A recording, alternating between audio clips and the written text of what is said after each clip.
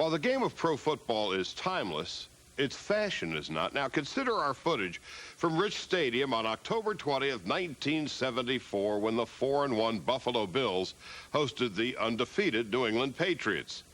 Game jerseys, of course, have since been redesigned many times over. Players sported mullet haircuts, and the cheerleaders looked like, well, extras from the Mary Tyler Moore Show.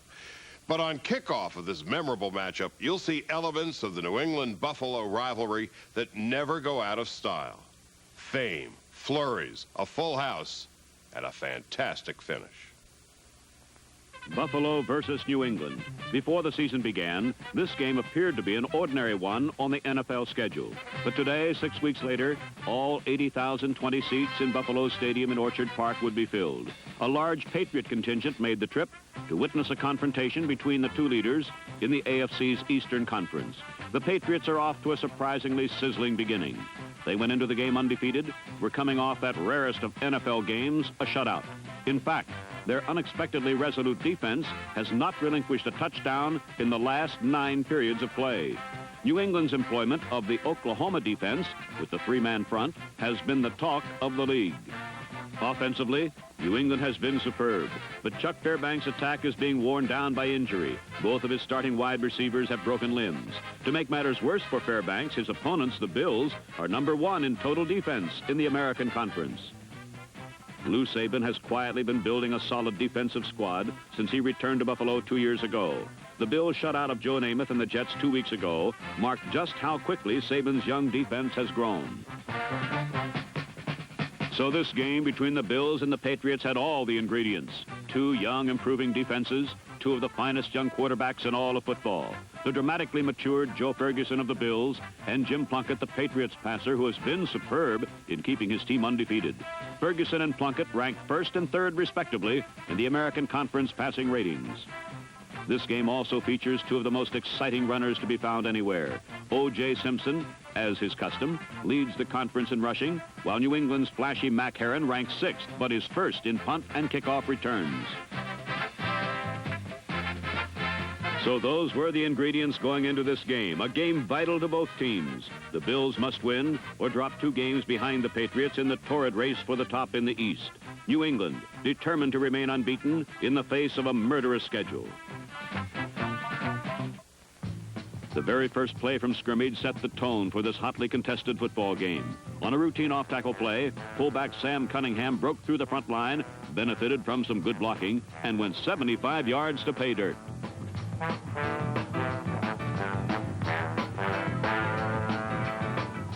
Cunningham, known more for his short yardage slamming, showed he has open field speed, and the Patriots took a 7-0 lead with just 21 seconds elapsed on the clock.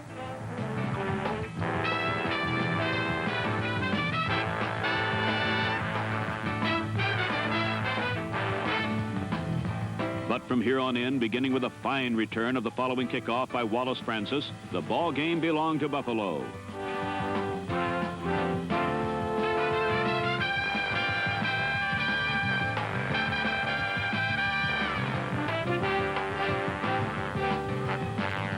Francis had given his team fine position on its own 44.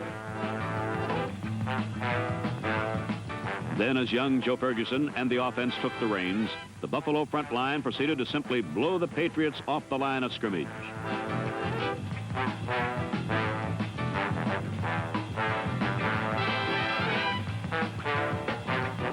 On 6 consecutive running plays by O.J. Simpson and Jim Braxton, Buffalo moved steadily upfield through the Patriots' seemingly paper defense.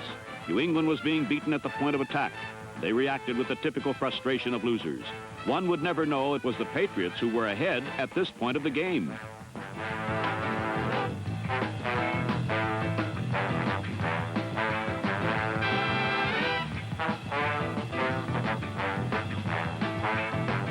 Now that the run was well established, Joe Ferguson took the air route. Here, too, his front line was superb. Note the lack of any pressure by the Pats' defense as Ferguson calmly waited for a receiver to come open.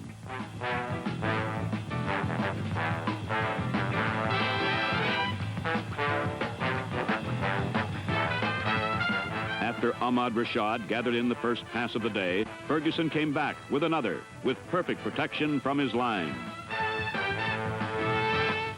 Tight end Paul Seymour was the target, and the Bills had a touchdown. 2 years ago, Buffalo upgraded its offensive line with 2 first-round draft picks, Joe DeLamadere, a guard, and Paul Seymour, a tackle.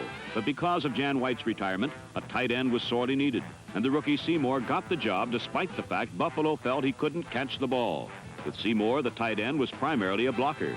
This year, Buffalo drafted Oklahoma's Reuben Gant #1, and Seymour was to move to his natural position at tackle. But a preseason injury to Gant has negated that move, and so far, Seymour has been superb both in blocking and receiving.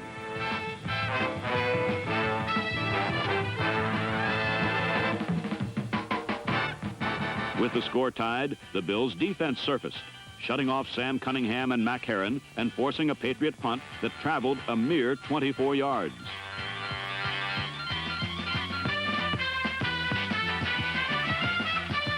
With the ball near the midfield stripe, fullback Jim Braxton bulled his way into New England territory. Braxton, as the man who plays next to O.J. Simpson in the Bills' backfield, doesn't always gain the notice he deserves. He's very big at 243 pounds, and in his 4th year as a pro, Braxton is using all his abilities as a runner, blocker, and excellent receiver to give the Bills' offense much more versatility.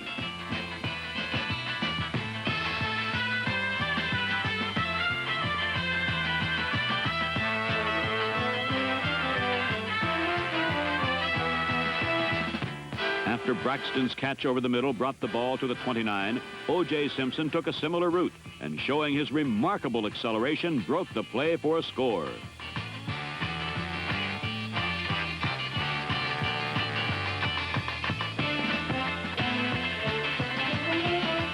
Believe it or not, it was the first touchdown of the year for the Juice, and the first he has gotten as a receiver since his rookie year. John Leopold missed his 3rd extra point of the season, however, so Buffalo led 13-7.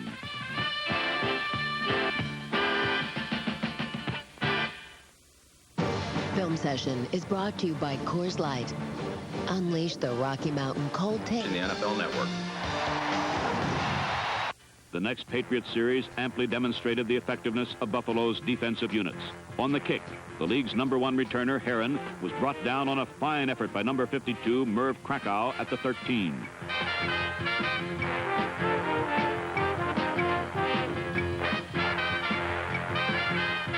A clipping penalty moved the ball further back to the Patriots' 7.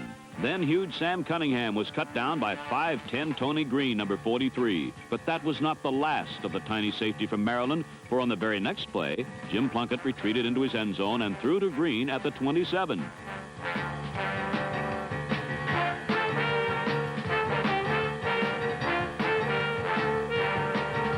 23 yards later, Buffalo had the ball at the New England 4-yard line, and Mr. Green had earned himself one of the game balls.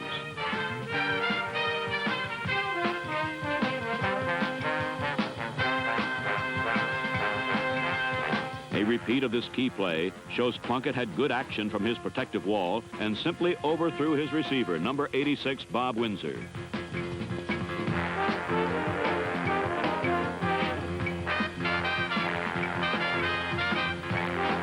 There is no doubt that Plunkett and the Patriots' passing ability was severely hampered all day by the absence of Darryl Stingley with his broken arm and Randy Vataha with a pulled thigh muscle. Remember, too, that although Reggie Rucker was in the lineup, he was playing with a fractured wrist. A rookie, Steve Schubert, was starting for New England, and with him and the incapacitated Rucker at the wide receivers, Plunkett's passing options were greatly reduced. After Tony Green's interception put the ball on the 4, O.J. Simpson scored his second touchdown of the season, and the Bills' lead zoomed to 13.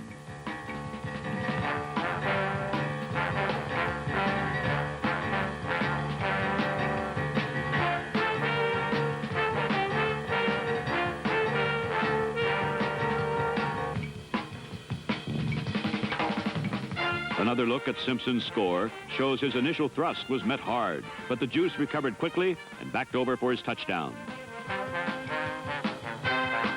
Simpson is hurting and is resigned to playing all season on an ankle he injured in the season's first game.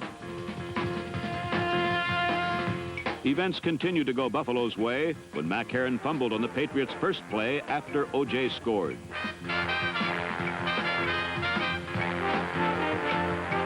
In a big game for both teams, it was Buffalo's defense that was making the big plays and controlling this game. However, here for the first time today, the Patriot defense asserted itself and roared in to sack Joe Ferguson. Sugar Bear Hamilton led the rush. The Patriots' nose guard had been double-teamed and handled well up to this point. Inspired by Hamilton's sack at the start of the second quarter, Plunkett found little Mac Heron down the right sideline for 17 yards and only the second first down of the game for the Patriots. Now, mixing his plays well and aided by a revived offensive line, Plunkett and the Patriots began a long, time-consuming drive on the ground.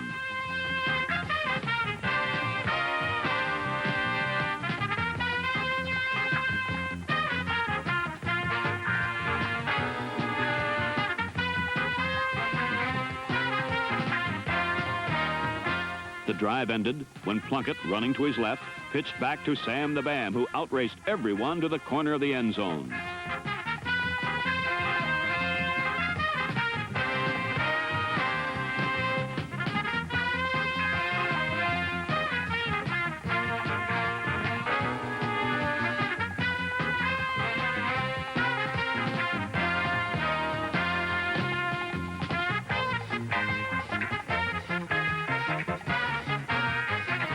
Another look at the score reveals a key block thrown by little Mac Heron, enabled Cunningham to get around the left flank.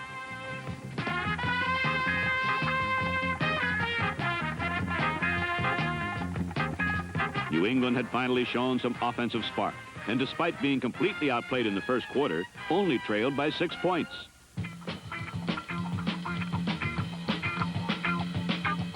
But not for long. Several plays later, Joe Ferguson hit tight end Paul Seymour for his second touchdown, and the Bill lead returned to 13.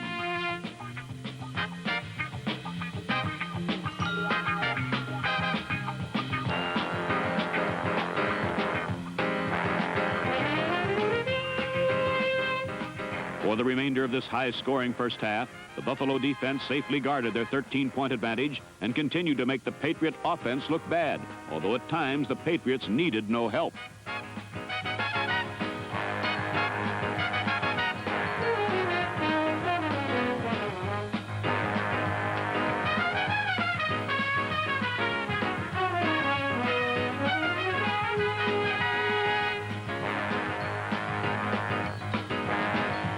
Buffalo was content to give the ball to O.J., who, despite his bad ankle, ran well.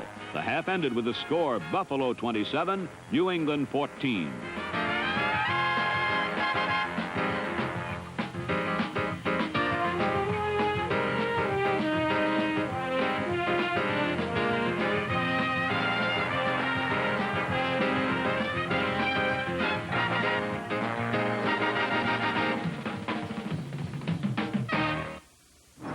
Paris. Love is in the air. Welcome back to Film Session. Opening the second half, trailing by 27-14, the young Patriots defense had its work cut out. Everybody in Rich Stadium knew that the Bills would attempt to conserve their 13-point lead by giving the football to O.J. Simpson again and again. And the New Englanders, who needed a big play very badly, would first have to stop the game's greatest running back. On the first series of the third quarter, New England did just that. And when Buffalo was forced to punt, the Patriots got the big play they needed from their little spark plug, Mac Heron.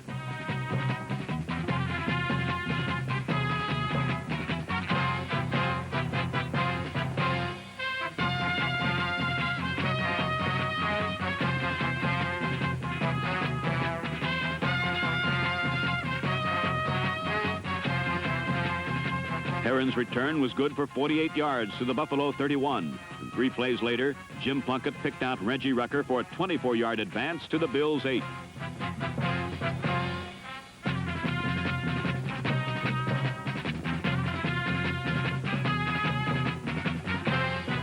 Heron got 6 more on a sweep. And then Sam Bam Battering Ram Cunningham did his thing, narrowing Buffalo's advantage on the scoreboard to 27-21.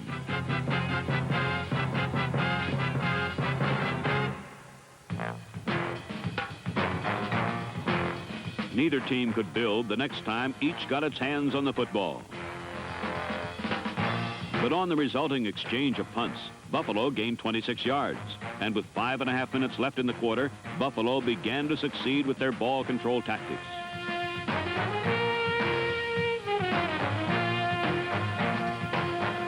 First, Simpson skipped 15 yards in New England territory to the 37. Then Jim Braxton banged 3 times into the middle for a first down. After 5.5 minutes and 11 plays, O.J. Simpson picked his way to the Patriots' 5.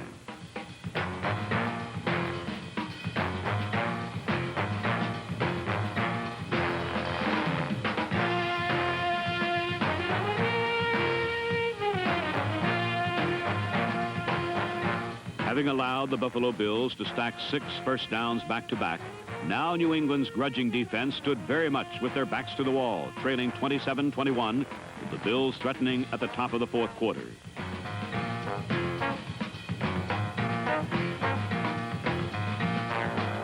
Two plays into the last period, the Bills quarterback Joe Ferguson sidestepped the rush and found Ahmad Rashad in the end zone for an apparent score. But the play was nullified for offensive holding, and a slow-motion ground-level return to the scene of the crime shows that Buffalo's Donnie Green, number 74, was the offender, as he was neither discreet nor ceremonious in laying hands on the Patriots' number 72, Mel Lunsford.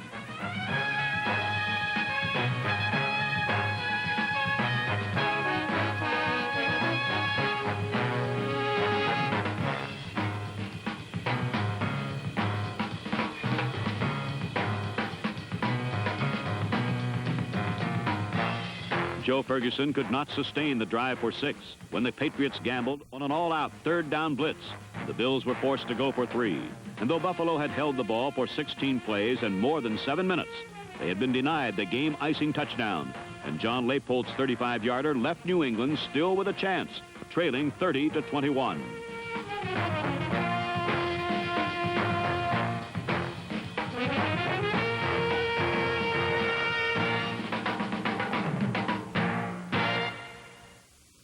Film Session is brought to you by new M3 Power from Gillette.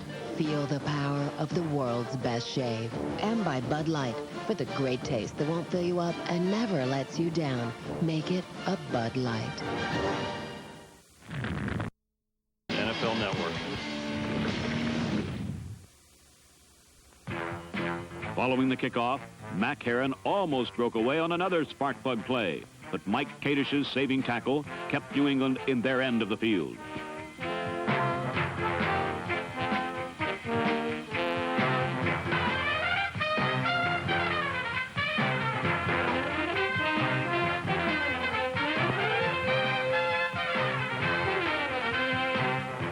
In turn, the Bills, too, were held in check.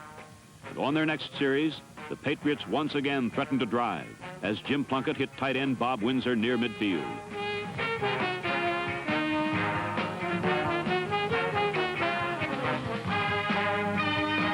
But once again, Mike Kadish put the stop on the Patriots when he sacked Jim Plunkett for a 12-yard loss on 3rd down.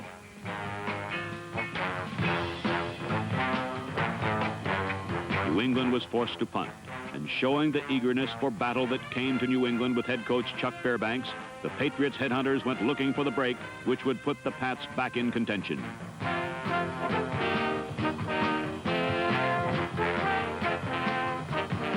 Number 51, Mari Damkroger's level best, failed to weaken Donnie Walker's grip, and this time, with safe possession, the Bills cut the juice loose.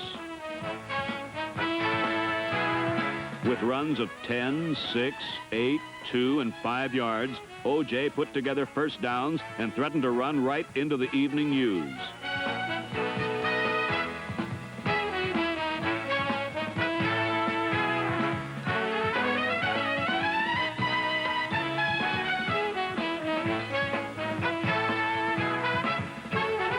Simpson's talents carried the Bills inside the 2-minute warning, where the Patriots at last stiffened.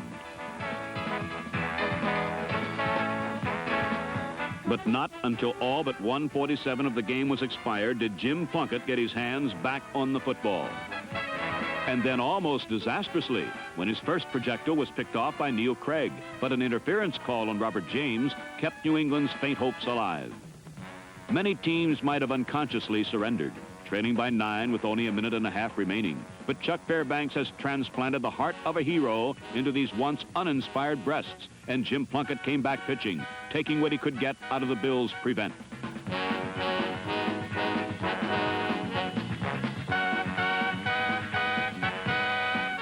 First, Rucker over the middle, and then Rucker with a nice grab at the sidelines.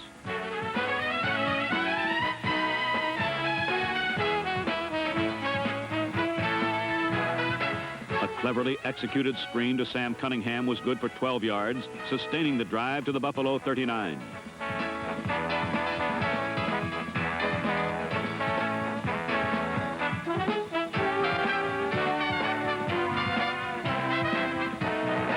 With only 36 seconds left, there was no real hope. But these Patriots didn't know it, and Plunkett kept pitching.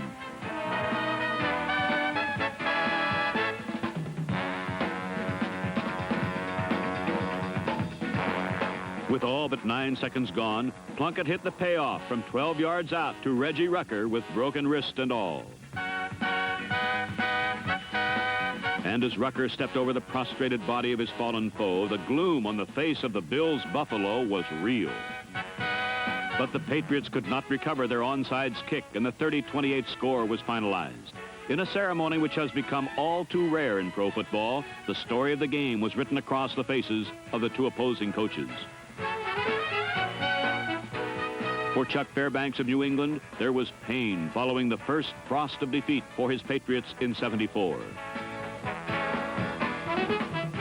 For Lou Saban of Buffalo, there was the exquisite joy of knowing that he had taken first sweet blood and the most important victory of the season so far from one who will be a long-time nemesis. But separately, the two men were already feeling the pinch of sharing room at the top in the AFC's Eastern Division. Neither side parlayed the emotion of this memorable matchup into lasting success. Lou Saban's Bills went 4-4 the rest of the regular season and lost their first playoff game in 8 years to the eventual Super Bowl champion, the Pittsburgh Steelers. Chuck Fairbanks' New England Patriots team didn't even qualify for the postseason, dropping 17 of his next 22 games through 1975, including 3 straight against the Bills.